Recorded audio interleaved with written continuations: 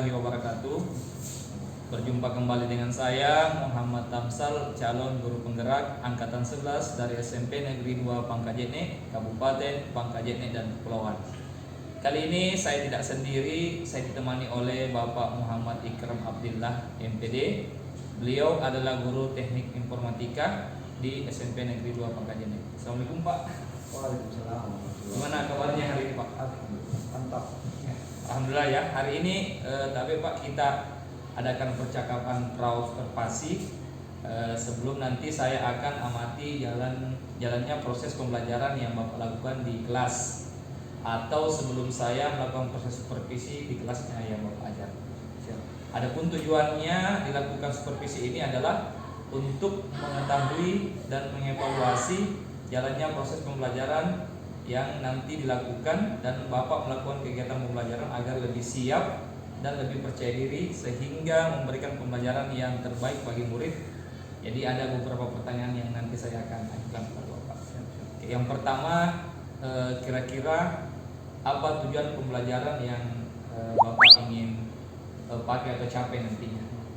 Jadi untuk materi pembelajaran saya nanti itu Pak, saya mau mengajarkan tentang perangkat keras. Jadi ada beberapa tujuan pembelajaran, bagaimana siswa memahami apa itu perangkat keras, bagaimana fungsi dari perangkat keras, serta dia bisa atau peserta didik ini bisa mengklasifikasikan perangkat keras berdasarkan fungsi-fungsinya. Mungkin itu.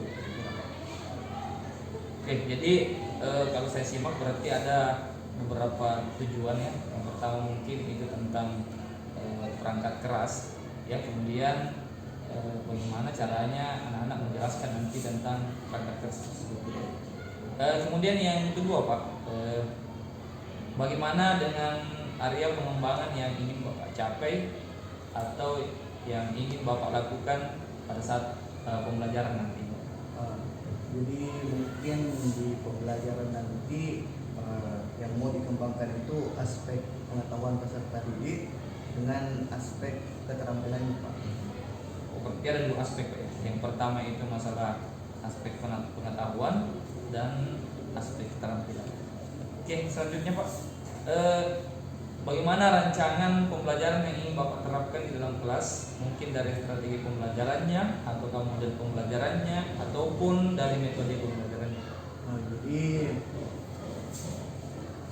mungkin untuk bagaimana pembelajarannya, jadi yang saya kembangkan di modul ajar saya itu, saya mencoba mengembangkan modul ajar yang bisa memenuhi atau mengakomodasi perbedaan dari peserta didik. Jadi mengembangkan modul ajar berdiferensiasi.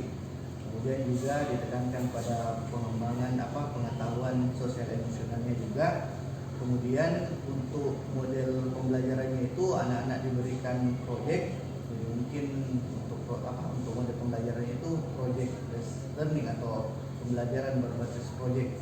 Jadi nanti peserta didik dikelompokkan berdasarkan kesiapan belajarnya. Kemudian nanti pada saat mengerjakan tugas, peserta didik ini dikelompokkan berdasarkan pengetahuannya atau apa yang sudah diketahui tentang materi tersebut. Oh iya Pak, jadi kalau saya menyimak bahwa yang akan Bapak terapkan dalam kelas itu adalah strategi pembelajaran yang berdiferensiasi Pak ya, yang diintegrasikan dengan pembelajaran sosial emosional menggunakan model pembelajaran project based learning. Oke, selanjutnya Pak, bagaimana dengan media yang Bapak gunakan pada saat pembelajaran? Kira-kira media apa saja? Jadi untuk medianya Pak, karena di proses pembelajaran itu saya tayangkan sebuah video. Jadi mungkin saya menggunakan laptop dan proyektor, LCD proyektor. Jadi anak-anak disuguhkan video pembelajaran. Kemudian ada beberapa materi yang saya jelaskan melalui PowerPoint. Kemudian nanti anak-anak diberikan lembar kerja untuk dikerjakan secara berkelompok. Jadi sudah bagus sekali Pak, saya tarik dari tujuannya sampai ke media pembelajaran. Kira-kira kapan Bapak akan melaksanakan? Insya Allah ini Pak, saya ada yang mengajar nanti untuk mata pelajaran informatika di kelas 7 Gatot Subroto. Insya Allah hari Rabu jam 3 jam terakhir. Jam 11.20 mungkin sampai pulang. Jadi perkiraannya hari Rabu ya Pak di kelas 7 Gatot Subroto itu jam terakhir. Yes. Jadi insya Allah saya akan datang ke kelas Bapak, akan melakukan supervisi kelas, dan saya nantinya akan melihat dan juga mencatat hal apa saja yang terjadi dalam kelas ya Pak. Ya, baik, nanti setelah Bapak lakukan kegiatan observasi atau pembelajaran dalam kelas, kita adakan percakapan yang terakhir Pak. Jadi nanti ada lanjutannya. Setelah observasi, jadi nanti ada yang namanya pasca observasi dia. Jadi insya Allah nanti akan ada pengajar praktek saya yang menemani Pak. Jadi sambil kita berbincang ada yang mengamati. Jadi sebelum kita akhiri Pak, kira-kira apa yang Bapak dapatkan dari hasil percakapan kita pada hari ini? Kira-kira apa yang? Jadi ya mungkin sebelum melakukan pembelajaran ya kita perlu persiapan mungkin ya. Jadi perlu mempersiapkan modul ajar, bagaimana merancang metode pembelajaran yang sesuai dengan peserta didik, bagaimana pendekatan serta bagaimana model pembelajaran yang mungkin harus siap sebelum mengajar di kelas. Saya rasa memang Pak pasti sudah biasa kita lakukan, cuman mungkin pada hari ini saya ada tugas untuk mengobservasi Bapak. Baik Pak, terima kasih banyak atas waktunya dan sudah bersedia berdiskusi, berbincang-bincang dengan saya di percakapan praobservasi ini. Sampai bertemu di kegiatan observasi kelas dan nantinya praobservasi Pak, pasca observasi maaf. Jadi sampai di sini pertemuan kita. Terima kasih banyak Pak. Assalamualaikum warahmatullahi wabarakatuh. Waalaikumsalam. Bismillahirrahmanirrahim. Assalamualaikum warahmatullahi wabarakatuh.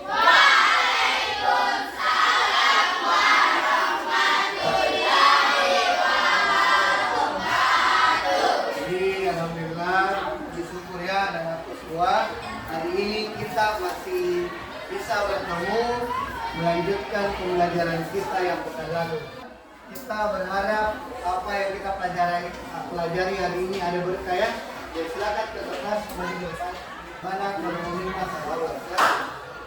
Seluruhnya siap.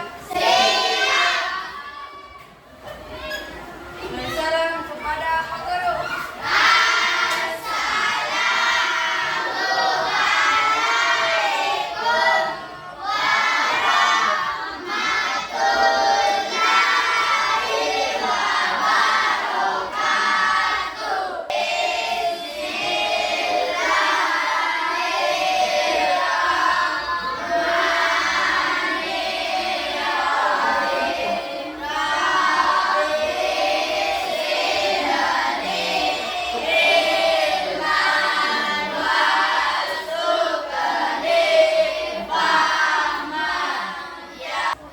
Pertemuan sebelumnya kita membahas tentang yang masih ingat berpikir komputasional. Ada yang masih ingat apa itu berpikir komputasional? Katakan, ya silakan kita. Berpikir dengan kritis. Ada yang lain perempuan? Komputasional itu kita bagaimana berpikir seperti komputer. Nah, bagaimana kita berpikir seperti komputer dalam menyelesaikan masalah. Nah, sebelum lanjut masuk ke materi, coba semuanya menghadap ke depan. Menghadap ke depan, balik ke kanan, lihat temannya, kanannya, balik ke kiri, lihat temannya, sekarang balik ke depan. Ada tidak temannya yang hilang hari ini atau tidak ada? Jadi aman ya, berarti 100% hari ini hadir semua. Hari ini kita mau pelajari tentang bagaimana komputer itu bekerja. Ada yang pernah pakai komputer? Angkat tangan kiri. Pakai laptop? Pernah? Kira-kira bagaimana ceritanya atau bagaimana jalannya sehingga di komputer itu muncul gambar. Ada yang tahu? Ya, perangkatnya perangkat apa saja? Ada perangkat lunak, ada perangkat keras. Setelah pelajaran ini kalian atau anak-anakku semua tahu, oh ini namanya mouse, ini namanya keyboard, ini namanya memori dan prosesor dan seterusnya. Ya, selanjutnya sebelum putar videonya masih ingat tepuk-tepuknya? Silakan tepuk konsentrasi.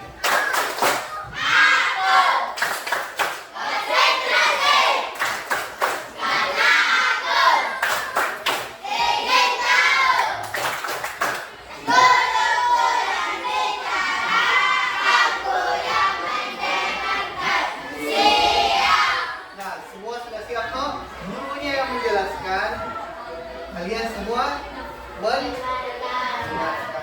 Hari ini kita akan menjelajahi berbagai jenis perangkat keras yang membuat komputer kita bekerja dengan baik. Mari kita mulai. Pertama, mari kita bahas perangkat masukan atau input device. Ini adalah perangkat yang digunakan untuk memasukkan data atau informasi ke dalam komputer. Mouse dan keyboard adalah perangkat masukan paling umum. Mouse membantu kita menggerakkan kursor di layar, sementara keyboard digunakan untuk mengetik teks dan perintah.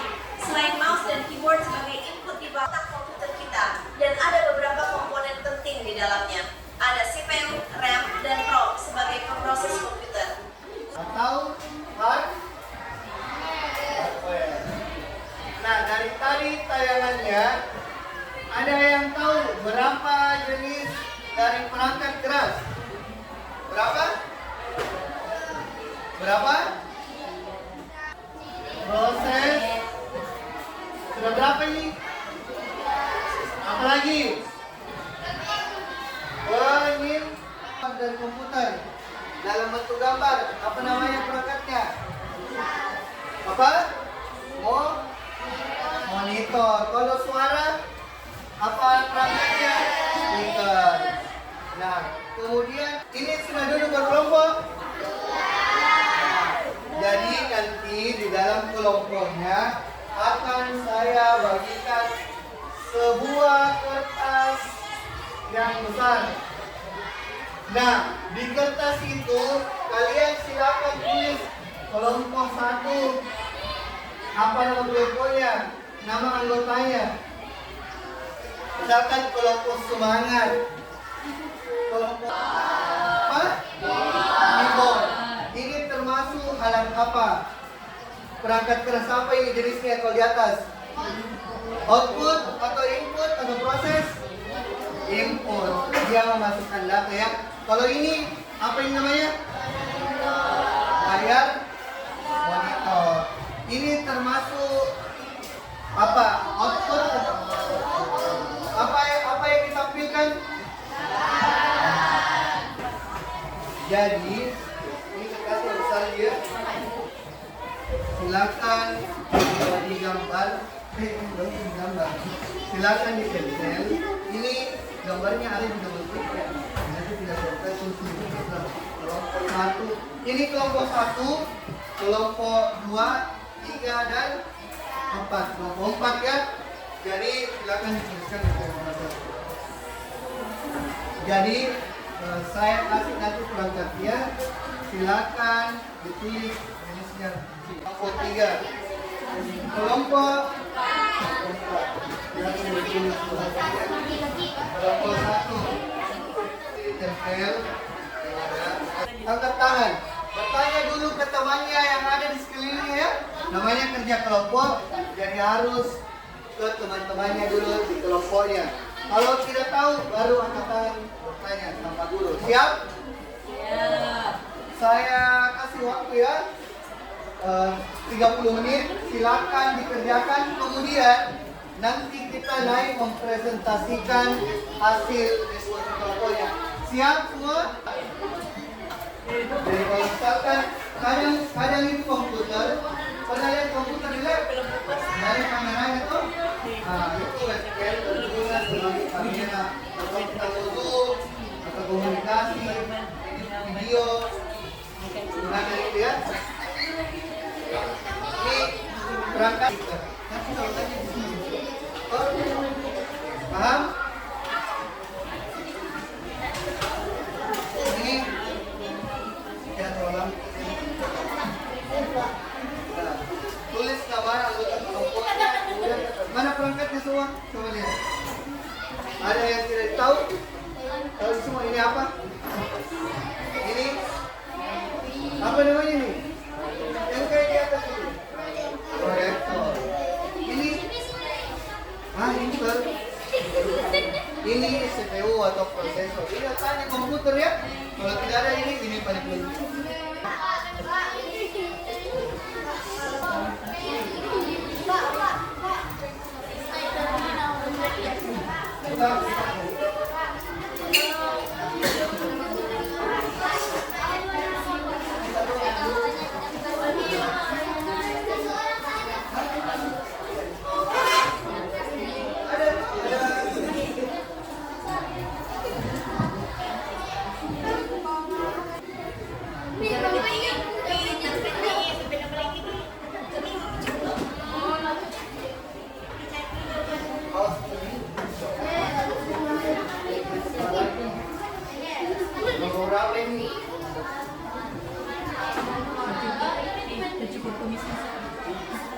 Coba lihat itu perangkat tambahan.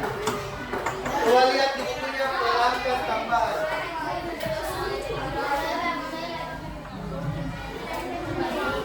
Tuh motherboard. Nah, tulis nih dia perangkat lainnya. Terus apa fungsinya? Nggak usah panjang lebar penjelasannya ya. Yang penting ada fungsinya yang jelas. Yang penting perangkat kerasnya jelas, fungsinya dituliskan. Ya.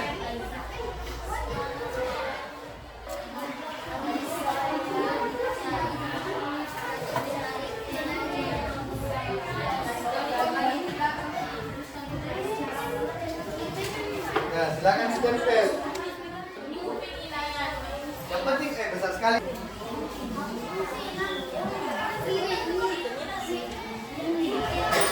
Nah, ini host perangkat apa? Tulis jangan lupa input ya.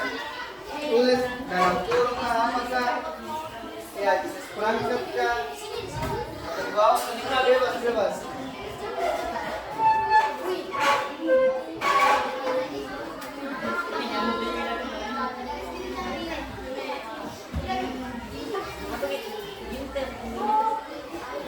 Dari CPU. Ya itu ini CPU.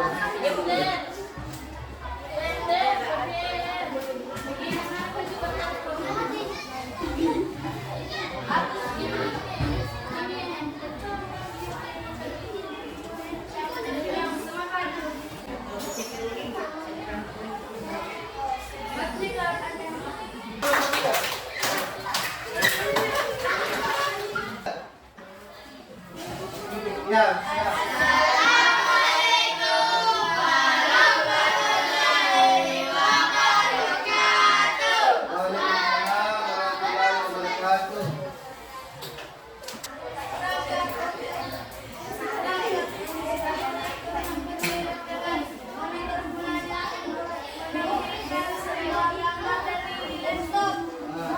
Lanjut, jadi ketiga.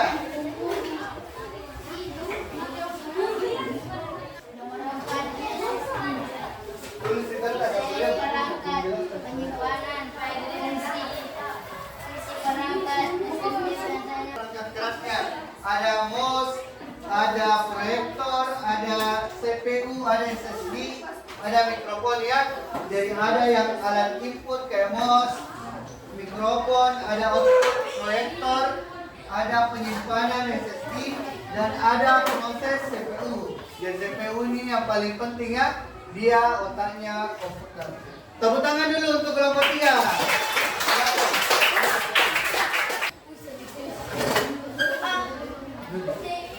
Assalamualaikum warahmatullahi wabarakatuh. Waalaikumsalam warahmatullahi wabarakatuh. Kami perwakilan dari kelompok 1. Kelompok apa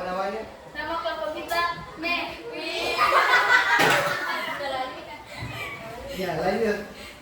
5 gambar, yaitu nomor 1 speaker, 2 read-only memory atau tidak ROM, nomor 3 jenis output. Speaker berfungsi untuk menghasilkan suara dari komputer seperti musik, percakapan di film, dan efek suatu lainnya dinamakan speaker. Nomor 2 gambar read-only memory. ROM termasuk jenis penyimpanan ROM adalah memori pada komputer yang digunakan untuk menyimpan informasi. Gambar 5 mikrofon.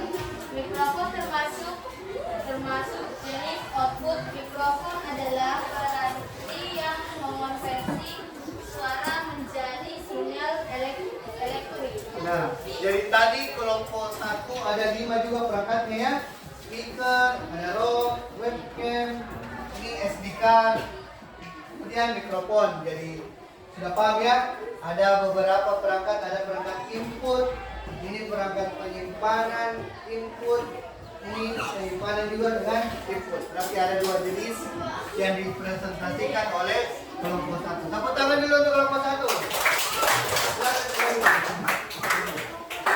Assalamualaikum warahmatullahi wabarakatuh.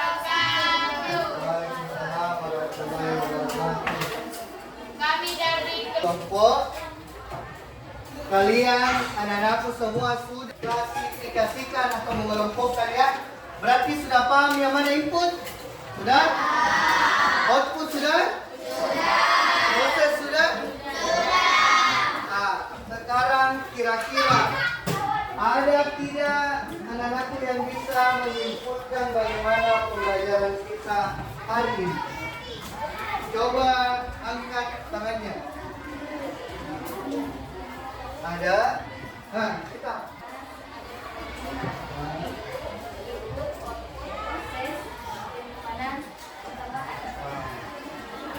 Oke, jadi temannya tadi mengangkat keras ada 5, ada input, output, proses, apa lagi? Penyimpanan dan perangkat lainnya atau tambahan. Ada lagi? Nah, silakan. Oh iya. Jadi temannya tadi kesusahan ya, mungkin waktunya kurang panjang sehingga menuliskan perangkat keras fungsi-fungsinya mungkin agak kesulitan gitu. Nah, ada lagi yang lain? Kita sama? Oh, begitu. Jadi ada lagi yang lain katanya kelompoknya agak gugup ketika menjelaskan di atas. Ada lagi kita?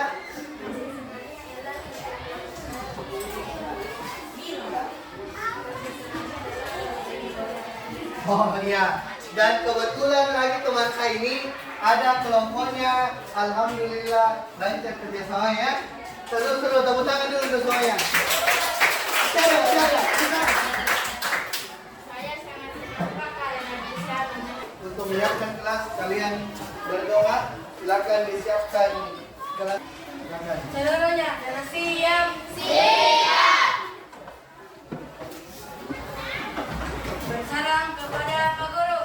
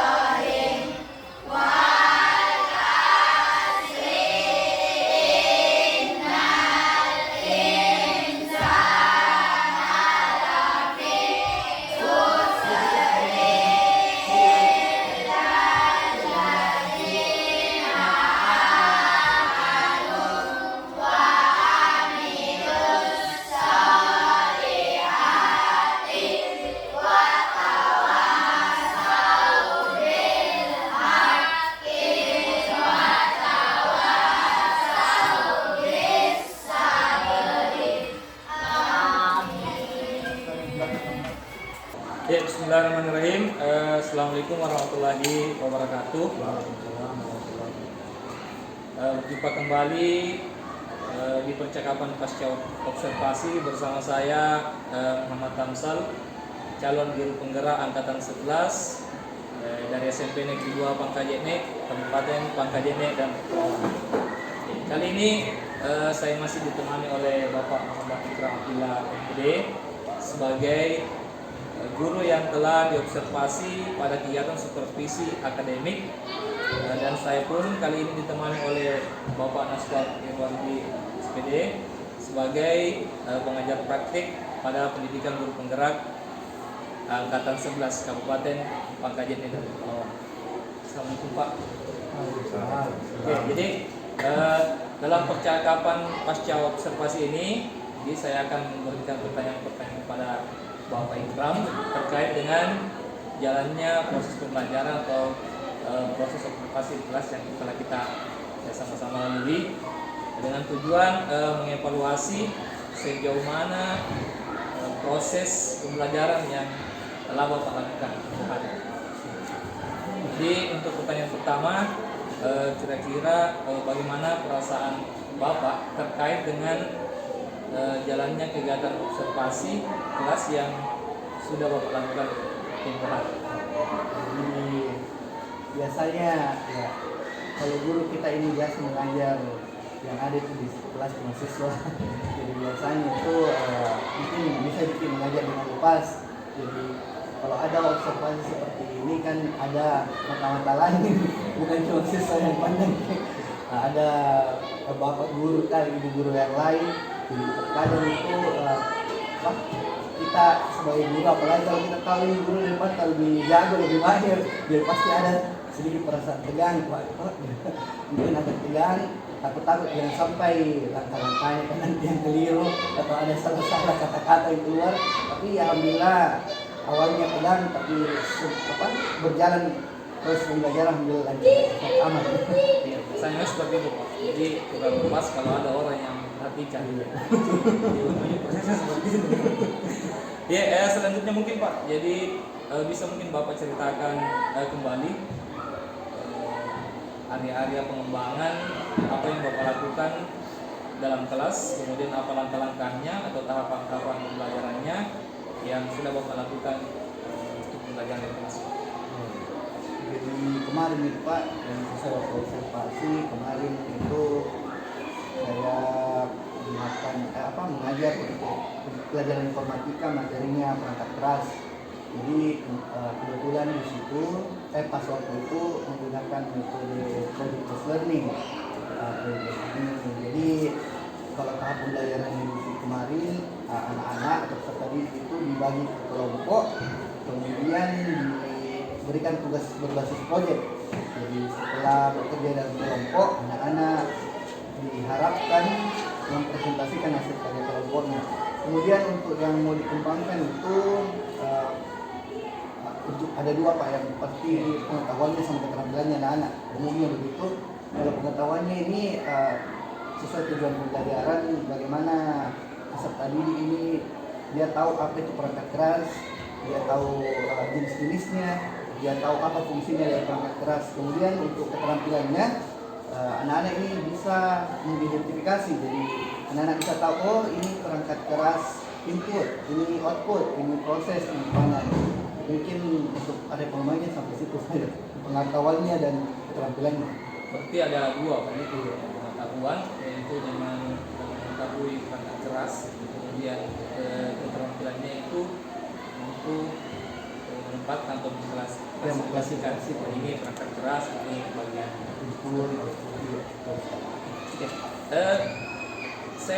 saya lanjut Pak. Jadi menurut Bapak apakah yang pengembangan yang Bapak sudah lakukan itu sudah maksimal, sudah berhasil atau masih ada kekurangan atau bagaimana? Kalau dibilang maksimal Pak, ya mungkin saya melihat di akhir pembelajaran kan kita biasa meminta anak-anak presentasi.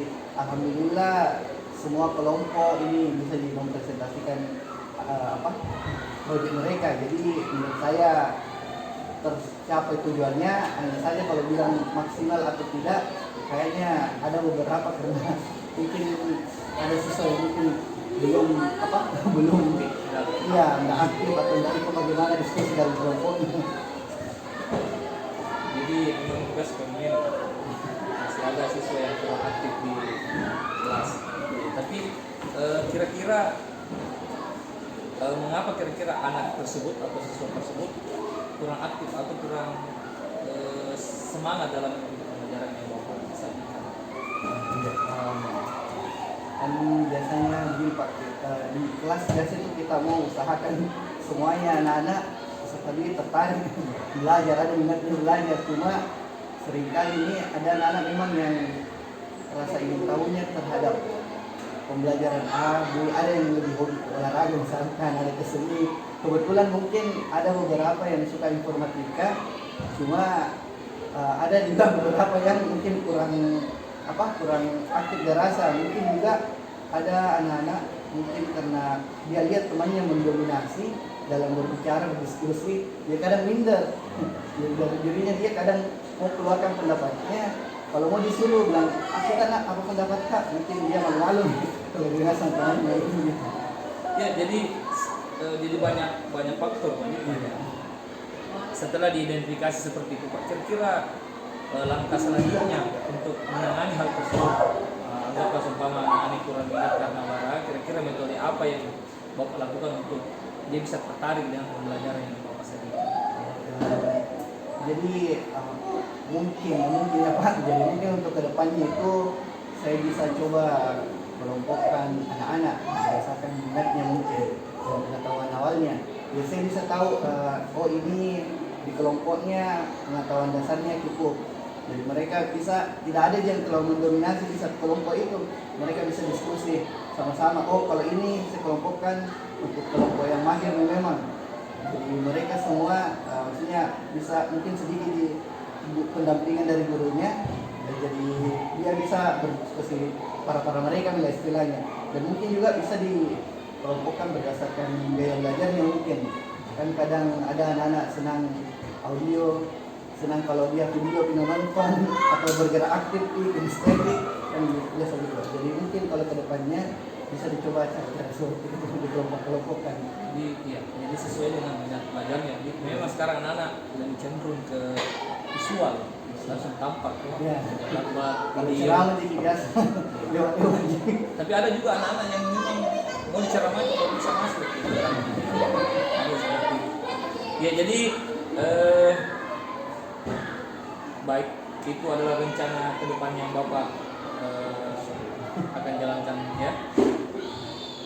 Jadi nanti akan menyesuaikan dengan kenyamanan mereka menggunakan gaya belajar masing-masing. Dan saya tunggu nanti ya, cerita-cerita selanjutnya. Semoga apa yang Bapak bahasakan tadi itu bisa direalisasikan. Tapi kira-kira Pak, setelah mendengar solusi atau cara penyelesaian masalah yang Bapak paparkan, kira-kira kapan itu bisa direalisasikan? Kapan itu bisa dimulai untuk dilakukan dalam pembelajaran? Mungkin Pak mengingat juga sudah ada semester dan kayaknya untuk mengetahui minatnya belajarnya atau pengetahuan awalnya siswa mungkin dibutuhkan observasi. Jadi mungkin insya Allah kalau bisa di awal semester depan, semester 2, jadi akhir semester 1 nih, mengingat juga tinggal sedikit, kita bisa observasi dulu pendekatan ke siswa. Jadi insya Allah mudah-mudahan semester awal depan bisa menjadi laksanakan. Insya Allah. Ini bagus memang secepatnya. Cuman memang sekarang ini mudah-mudahan masuk ke 5. Ya betul, kelima juga. Jadi mudah-mudahan di semester 2 ya. Supaya nanti bisa lagi bicara. Ya, terima kasih banyak atas jawaban-jawabannya Pak. Mudah-mudahan apa yang Bapak rencanakan ini bisa secepatnya direalisasikan. Baik, selanjutnya saya beri kesempatan kepada Bapak PP Naswar selaku pengajar praktek untuk memberikan umpan balik atau tanggapan terkait dengan jalannya kegiatan percakapan pasca observasi atau mungkin kegiatan observasi. Ya, terima kasih Bapak-bapak, Pak Tarsal, Ikram. Iya. Jadi luar biasa Pak. Jadi inilah proses pasca observasi pembelajaran yang kita lakukan hari ini. Jadi ada umpan balik, ada terjadi percakapan umpan balik yang dalam percakapan ini CIB dapat memberikan pertanyaan-pertanyaan pemantik yang dapat kepada si rekan sejawatnya, agar rekan sejawatnya ini dapat mendapatkan rencana pengembangan untuk kedepannya. Jadi harapannya kedepannya mudah-mudahan apa yang telah direncanakan hari ini dapat dilaksanakan. Kemudian Pak Tamsal selaku rekan sejawat juga dapat membantu rekan sejawatnya melaksanakan pengembangan yang diinginkan, direncanakan itu. Terjalin kolaborasi yang baik. Jadi kita berkolaborasi dengan segala. Mudah-mudahan apa yang kita laksanakan hari ini bisa dapat dilakukan secara konsisten. Jadi kita bisa laksanakan ini proses pembelajaran buat kita semua untuk bisa sama-sama berperan penting di pendidikan. Besar harapannya mudah-mudahan dapat dilaksanakan konsisten, Pak. Tularkan ilmunya ke teman-teman yang lainnya. Mungkin dari saya, Pak. Terima kasih Pak Ikram telah berkoordinasi dan bekerja sama dengan Tamsal selaku CGP pada hari ini. Kami ucapkan terima kasih. Assalamualaikum warahmatullahi wabarakatuh. Waalaikumsalam warahmatullahi wabarakatuh. Terima kasih banyak Pak atas umpan baliknya dan tanggapannya terkait dengan kegiatan pasca observasi kita hari ini. Akhirnya rangkaian kegiatan observasi akademik sudah selesai, dimulai dari kegiatan pra-observasi, kemudian dilanjutkan dengan observasi itu sendiri, dan terakhirnya ini ada pasca atau selesai dari observasi kita ada pasca observasi. Ini saya ucapkan banyak terima kasih Pak Ikram. Terima kasih banyak Pak atas masukannya. Jadi saya akhiri dengan ucapan wabillahi taufiq wal hidayah. Assalamualaikum warahmatullahi wabarakatuh.